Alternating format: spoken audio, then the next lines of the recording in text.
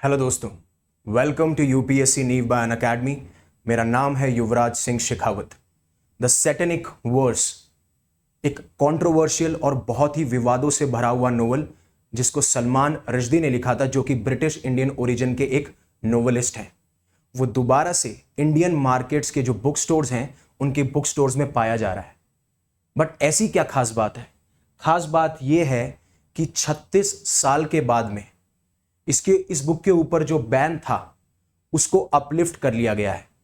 तो हम इस पूरी कंट्रोवर्सी में यह जानेंगे कि ऐसा इस बुक के अंदर क्या था जिसकी वजह से कंट्रोवर्सी हुई, मुस्लिम वर्ल्ड, मुस्लिम मासेस या मुस्लिम ऑर्गेनाइजेशन नाराज हुए सलमान रश्दी के खिलाफ और खासकर इस बुक के खिलाफ। राइट, हम ये सारी चीजें जानेंगे। किसकी सरकार में इसके ऊपर बैन लगाया गया और अब क्या वजह हुई है जिसकी वजह से ये जो बैन है उसको अपलिफ्ट किया जा चुका है। साथ साथ में हम जानेंगे कि किस तरीके से ये जो कंट्रोवर्सी है वो freedom of speech and expression versus respecting the religious sentiments को दर्शाती है। और जब ये बैन हुआ था और जब ये कंट्रोवर्सी इरप्ट हुई थी वर्ल्ड वाइड, तो किस तरीके से क्लैश ऑफ सिविलाइजेशन देखने को मिलता है, चाहे से वो वेस्टर्न वर्ल्ड हो, स्पेशली यूएस और यूके, और एक तरफ मुस्लिम वर्ल्ड हो। तो हम इन सारे पहलू के बारे में जानेंगे, एक एक चीज जो कि इससे रिलेटेड और इंपॉर्टेंट है। तो आप प्लीज मेरे साथ में बने रहिए। तो जैसा मैंने आपको यह बताया कि इसके ऊपर से बैन हट चुका है, तो कोलकाता बेस्ड एक संदीपन खान है जिन्होंने 2019 के अंदर एक पिटीशन डाली थी जिसमें यह चैलेंज किया गया कि जब 1988 में राजीव गांधी गवर्नमेंट के तहत अंडर एक नोटिफिकेशन इशू किया गया था कि जो ये बुक है उसको बैन किया जाता है, आप इस बुक को इंपोर्ट नहीं करा सकते इंडिया के अंदर। उसी नोटिफिकेशन के अगेंस्ट जो कोलकाता बेस्ड संदीपन खान है वो इस पिटीशन को चैलेंज करते हैं दिल्ली हाई कोर्ट के अंदर। बट उस टाइम पे जब दिल्ली हाई कोर्ट के अंदर ये पिटीशन चल रही होती है, जब ये केस चल रहा होता है, तो जो गवर्नमेंट अथॉरिटीज हैं वो फेल हो जाती हैं उस नोटिफिकेशन को प्रोड्यूस करने में, जो कि 1988 में आपकी राजीव गांधी सरकार ने इशू की थी। और इस वजह से दिल्ली हाईकोर्ट यह प्रिज्यूम करता है कि अब वो नोटिफिकेशन एग्जिस्ट नहीं करती और उसी वजह से 36 साल बाद इस बुक के ऊपर से बैन हटा लिया जाता है। तो होपफुली आपको पता होगा कि बैन किस सरकार में मिलने लगा। फिर उसके बाद में आपको यह भी पता चल गया कि कोलकाता बेस्ड संदीपन खान ने इस पिटीशन को, इस नोटिफिकेशन को चैलेंज किया था।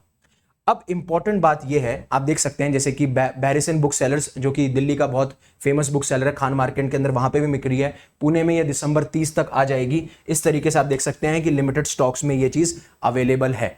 लेकिन अभी बैन अपलिफ्ट होने के बाद में भी मुस्लिम वर्ल्ड और मुस्लिम ऑर्गेनाइजेशन, खासकर इंडिया में काफी लीडर्स जो हैं वो अपसेट हैं और वो प्रोटेस्ट दिखाते हुए नजर आ रहे हैं कि दोबारा से इसके ऊपर बैन जो है वो लगा देना चाहिए, चाहे से वो freedom of speech and expression versus respecting the religious sentiments की लड़ाई हो या फिर क्लैश ऑफ सिविलाइजेशंस की लड़ाई हो। हम इसको पूरी अच्छी तरीके से डिटेल से जानेंगे, बट उससे पहले अनअकैडमी आपके लिए लेके आया है flat 55% of on all the Unacademy courses जो अभी चल रहे हैं यूपीएससी सीएससी के लिए। बट साथ साथ में आपको इसके साथ में एक और ऑफर मिलता है जिसमें आप अश्योर्ड अपनी सक्सेस एंश्योर कर सकते हो। वो क्या है, उसको जानने से पहले अनअकैडमी सिविल सर्विसेज, जो अनअकैडमी जो है वो अनअकैडमी सिविल सर्विसेज चैंपियनशिप, एक स्कॉलरशिप टेस्ट जो इस साल का आखिरी होने वाला है 29 दिसंबर को 11 बजे से लेकर 5 बजे तक, जिसमें आप एनरोल कर सकते हो, 90% तक स्कॉलरशिप अवेल कर सकते हो। और साथ साथ में इंपॉर्टेंट बात है, बहुत सारे गिफ्ट वाउचर्स हैं, मोबाइल जीत सकते हो, लैपटॉप जीत सकते हो।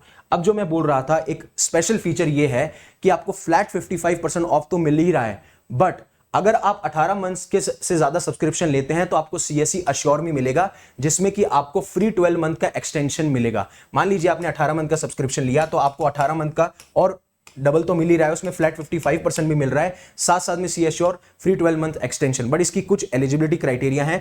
वो एलिजिबिलिटी क्राइटेरिया ये है कि आप अगर किसी कारणवश अनफॉर्चुनेटली यूपीएससी सीएससी 2026 एग्जाम नहीं निकाल पाते तो 12 मंथ का एक्सटेंशन जो है, 12 मंथ आपको एकदम फ्री तैयारी दी जाएगी। एडमिट कार्ड को आपको शेड्यूल डेट से पहले सबमिट करना पड़ेगा, लर्नर को around 400+ hours of watch time दिखाना पड़ेगा एटलीस्ट, और उसको 25 लाइव प्रीलिम्स अटेम्प्ट करने पड़ेंगे मिनिमम, और 15 आपके अनअकैडमी प्लेटफॉर्म पे मेंस अटेम्प्ट करने पड़ेंगे, तब जाके आप ये ऑफर कर पाओगे। बट ये सैटेनिक वर्स है क्या और ये क्यों कंट्रोवर्शियल है। और मैं आपको एक बार साफ साफ बता दूं, सलमान रश्दी ने जब ये बुक लिखी थी और जब ये बुक पब्लिश हुई थी, उसके बाद से उनकी लाइफ बहुत कंट्रोवर्सी से भरी हुई रही है। उनकी एक लेगेसी है, साथ साथ के ऊपर उन्होंने बहुत ही बॉडीली हार्म भी, मतलब उनके बॉडी पे भी बहुत बार अटैक किए गए हैं। हम उन सारों के बारे में बात करेंगे। तो जैसे मैंने आपको बोला कि सैटेनिक वर्स जो है एक नोवेल है, सलमान रश्दी साहब ने लिखी थी 1988 के अंदर। अब कंट्रोवर्सी जब स्टार्ट हो जाती है, जब मुस्लिम वर्ल्ड और मुस्लिम ऑर्गेनाइजेशन इस बुक पे ये आरोप लगाते हैं या एक्यूजेशन लगाते हैं कि ये जो बुक है ये ब्लास्फेमस है। ब्लास्फेमस का मतलब ये बुक ब्लास्फेमी फैलाती है।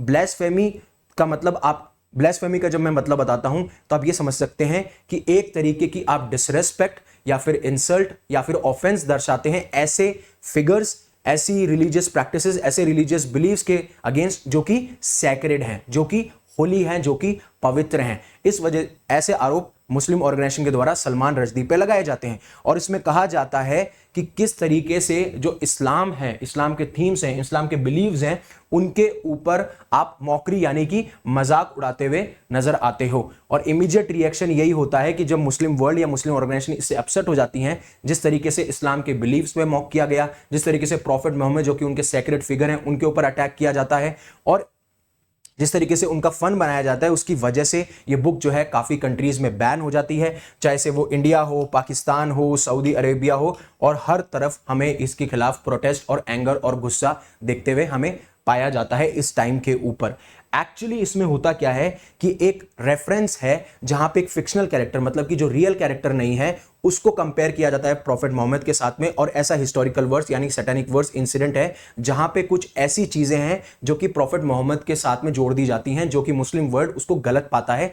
तब से ये सारी चीजें खराब हो जाती हैं। और 1989 में आयतुल्लाह खुमानी जो कि सुप्रीम लीडर हैं ईरान के, वो फतवा यानी कि रिलीजियस ऑर्डर रिलीज कर देते हैं, जिसमें ये वो बोलते हैं कि जो भी इंसान सलमान रश्दी को मारेगा, एग्जीक्यूट करेगा, एक तो एग्जीक्यूशन के लिए भी, और जो भी उनको किल करेगा उसको बहुत ज़्यादा पैसा भी दिया जाएगा। अराउंड $3 मिलियन की बात की जाती है उस टाइम पे, एग्जैक्टली मुझे याद नहीं है। ये सारी चीज़ें स्टार्ट होती हैं और मैंने आपको बता दिया कि ब्लास्फेमी के आरोप लगते हैं, किस तरीके से उनके रिलीजियस सेंटिमेंट्स को हर्ट किया जा रहा है, और यहीं से लड़ाई होती है freedom of speech and expression की, कि क्या इंडिविजुअल के पास में इतने भी राइट नहीं है कि वो अपनी फ्रीडम को एक्सप्रेस कर पाए, ठीक है, अपने जो व्यूज़ हैं वो ओपनली एक्सप्रेस कर पाएं। और एक तरफ बात छिड़ती है कि क्या हमें इतना freedom of speech and expression दे दिया गया है कि हम किसी पर्टिकुलर रिलीजन के जो सेंटिमेंट्स हैं उसको हर्ट भी कर सकते हैं। तो यहां से ये जो पूरा एक विवाद है, कन्फ्लिक्ट है, वो बाहर निकल के आता है। और उसके बाद में रश्दी के खिलाफ सिग्निफिकेंट सिक्योरिटी रेस कर दी जाती है, वो पुलिस प्रोटेक्शन में भी होते हैं। और आपको बताऊं, लगभग इसके बाद में जब फतवा रिलीज किया जाता है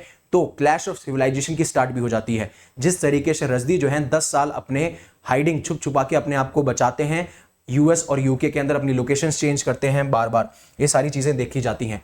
और इसी टाइम पे आप देखेंगे जब फतवा रिलीज होता है तो ऑब्वियसली बात है बहुत सारी कंट्रीज में, पर्टिकुलरली जो मुस्लिम मेजोरिटी नेशंस हैं उसमें बुक्स को बर्न किया जाता है, प्रोटेस्ट बहुत बड़े लेवल पे किए जाते हैं। साथ साथ में जो ट्रांसलेटर्स हैं, जो पब्लिशर्स हैं, उनको थ्रेटन किया जाता है, उनके खिलाफ धमकी दी जाती है। और उसी केस में एक आपके हितोशी इगाराशी हैं जो कि इस बुक को ट्रांसलेट करते हैं, जापानीज ट्रांसलेटर थे, उनको मर्डर कर दिया जाता है, राइट, 1991 में। और उसके बाद में जो ट्रांसलेटर्स हैं वो और ज्यादा खौफ में जीने लग जाते हैं और उनके ऊपर बहुत सारे थ्रेट्स और वायलेंस हमें देखने को मिलते हैं।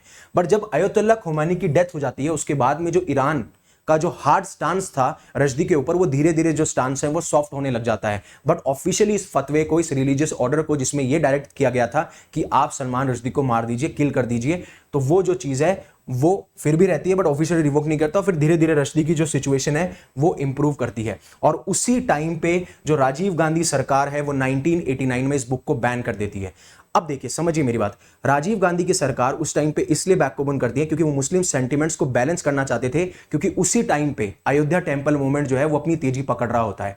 और उसी 2-3 साल पुराने टाइम पे पहले जो सुप्रीम कोर्ट है वो शाह बानो केस में ये ऑर्डर देता है कि शाह बानो को एलिमनी दी जानी चाहिए, और गवर्नमेंट उस ऑर्डर को, है ना, ओवरटर्न करने के लिए एक लॉ पास करती है। और मुस्लिम जो मासेस हैं, मुस्लिम जो पॉपुलेशन है, वो ये सुप्रीम कोर्ट पे इल्ज़ाम लगाती है कि ये जो है हमारे जो पर्सनल लॉज हैं उनमें इंटरवेंशन करने की एक साजिश है, एक कॉन्स्पिरेसी है।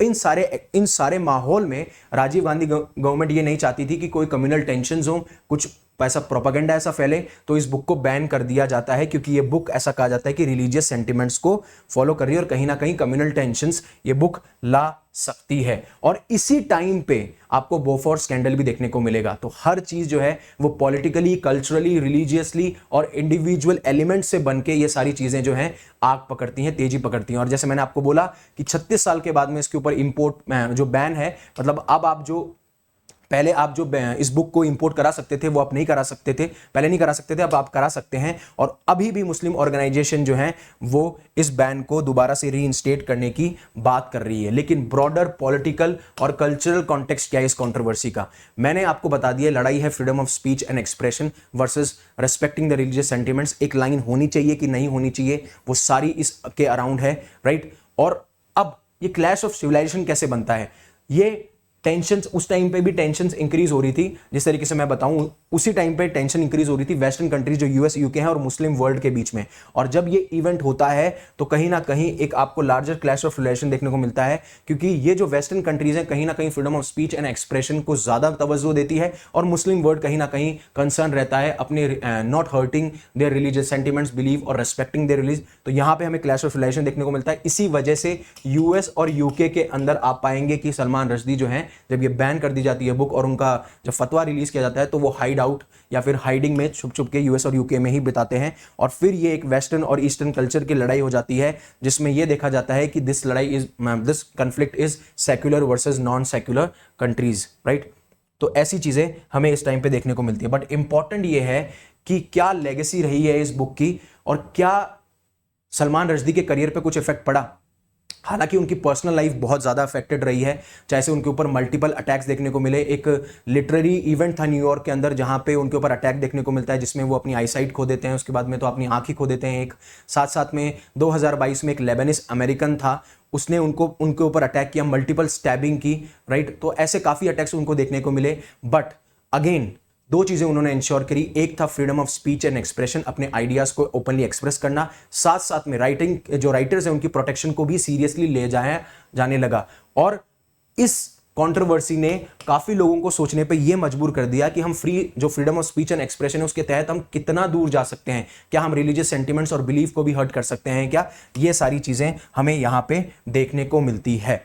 तो होपफुली आपको पूरा आर्टिकल समझ में आया होगा कि किस तरीके से ये बुक दोबारा से इंडियन मार्केट में आती है, इसके ऊपर बैन क्यों लगाया गया, किस गवर्नमेंट ने लगाया, कंटेक्स्ट क्या था लगाते वक्त, कौन कौन से कन्फ्लिक्ट निकल के आते हैं, क्यों मुस्लिम वर्ल्ड नाराज है और अभी क्यों मुस्लिम ऑर्गेनाइजेशन जो है वो प्रोटेस्ट करती हुई नजर आ रही हैं। तो होपफुली आपको पूरा क्लियर होगा। अगर आप अनअकैडमी कोर्सेज को में सब्सक्रिप्शन लेना चाहते हैं तो आप शिखर 2026 हिंदी बैच ले सकते हैं, आरंभ 2026 इंग्लिश बैच ले सकते हैं, इग्नाइट 2026 इंग्लिश बैच ले सकते हैं, आगाज 2027 इंग्लिश बैच ले सकते हैं, जहां पे मैं साइंस एंड टेक कराता हुआ नजर आ रहा हूँ। ऐसे ही हमारे पास में ऑप्शनल कोर्सेज हैं, आप ऑप्शनल कोर्सेज भी अवेल कर सकते हैं। और अगर आप मेंस निकाल चुके हैं तो अनअकैडमी आपके लिए लाया फ्री मॉक इंटरव्यू, आप जल्दी से जल्दी एनरोल कराइए। So again thank you very much for giving me your precious time, right. And अगर आपको ये लेक्चर पसंद आया तो प्लीज लाइक कीजिए। अगर ये लेक्चर आपकी लाइफ में वैल्यू ऐड करता है, आपको लगता है किसी और की लाइफ में वैल्यू ऐड करेगा, तो इसे शेयर कीजिए और ऐसे ही रेगुलर कंटेंट के लिए हमारे चैनल को सब्सक्राइब कीजिए। Again thank you very much for giving me precious time. Stay safe, stay happy, शब खैर।